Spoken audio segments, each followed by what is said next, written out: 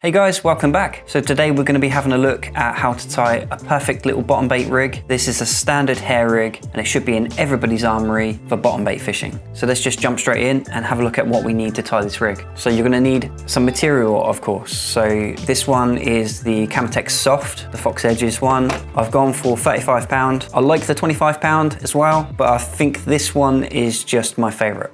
So you're going to need a baiting needle, you're going to need some bottom baits of course, and these ones are just straight out of the bag just for the demonstration of the video, but obviously on the hair you can put on a hard hooker or a soaked hook bait or whatever you like. You're going to need a pulling tool, some scissors to cut everything down, you're going to need an anti-tangle sleeve, piece of shrink tubing and a tiny little bait stop. Right, let's just jump straight in. So I'm going to take off a piece of material around 10 to 12 inches long.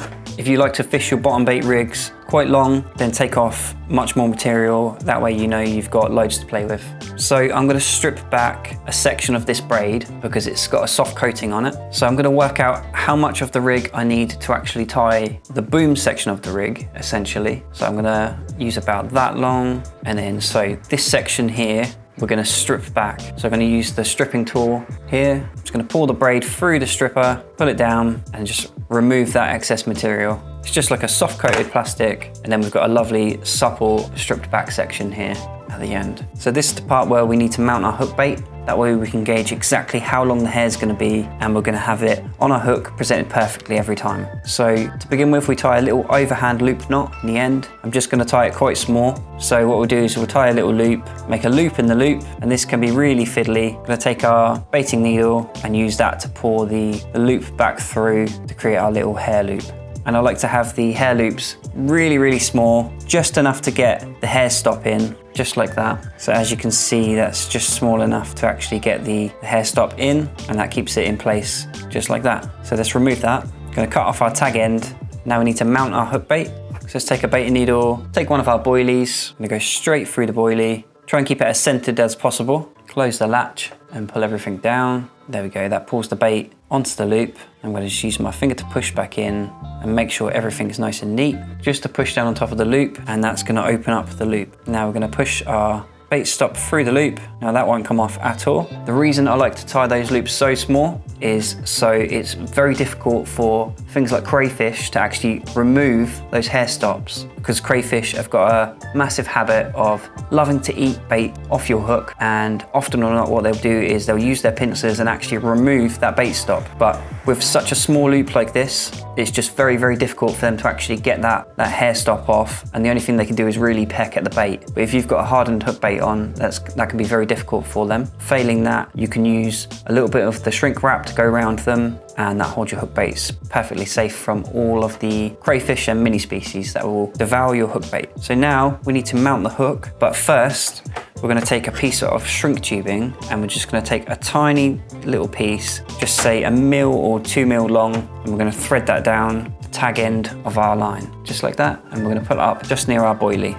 And we nearly forgot the most essential part of this rig, and that is actually the hook. So there we go. So for this one, we're going to use quite an aggressive pattern of hook. This is a size 4. It's got a straight shank right through and the eye exit's dead straight, but you've got a really aggressive angle on that hook there. So to begin with, what we need to do is thread our hook, the point end, towards the boilie through that piece of shrink tubing. So we're going to just go through that piece of shrink tubing towards the bait, pull it right down, and that's going to mean that we're going to exit exactly the right place. So I like to leave a little bit of separation between the boilie and the hook, so that bait can fall and bring that hook down when it falls in the fish's mouth. So that little bit of separation is key. So we're going to trap the hair and the piece of shrink tubing just where the hook bends around with our thumb and finger, pinch that in place, and we're going to thread our tag end back through the eye of the hook towards the point of the hook, and we're going to start whipping down the shank of the hook just until we meet level with the point of the hook. And then I'm going to do 1, 2 turns back, and that makes sure that we don't get any slippages with the knotless knot at all. Pull it down. So that's our blowback section of the rig tied perfectly, and as you can see, we've got a small section now of uncoated braid before the coating starts. And I don't like to leave too much. This is about 3/4 of an inch, just to about there, and then we've got our tag end. So now we're going to take another section of that shrink tubing. This time I'm going to use just under an inch, something like that. If I'm using a really short shanked pattern of hook, then I'll go for a slightly longer piece of the shrink tubing to essentially make that into a long shank hook, which have much better hooking properties, but with the strength of the short shank. If I'm using a much longer shanked hook, then I'll only use a short piece of the shrink tubing just to help it turn over. As you can see there, it doesn't close the gape too much of this aggressive pattern of hook, but it leaves a perfect little angle there. And even when I shrink it down, I won't change the angle much, I'll just leave it very similar to that. So we're gonna pull it up over the knot. So it covers the knot about 3/4 of the way, just until you get that correct angle of how you like it. And now we've only got around 2 or 3 mil of uncoated braid at the end where it exits the shrink tubing. So that's absolutely perfect. And now all we need to do is thread on our anti-tangle sleeve. So we're just gonna take the tag end of our rig and go through the small end of the anti-tangle sleeve. Thread that down, pull it through. I'm going to tie a figure of 8 loop knot. So I'm going to judge how long I want the rig, create a nice big loop, double that loop over, twist the loop against itself, and then push the first loop back through. And then that's going to ease down nice and gentle.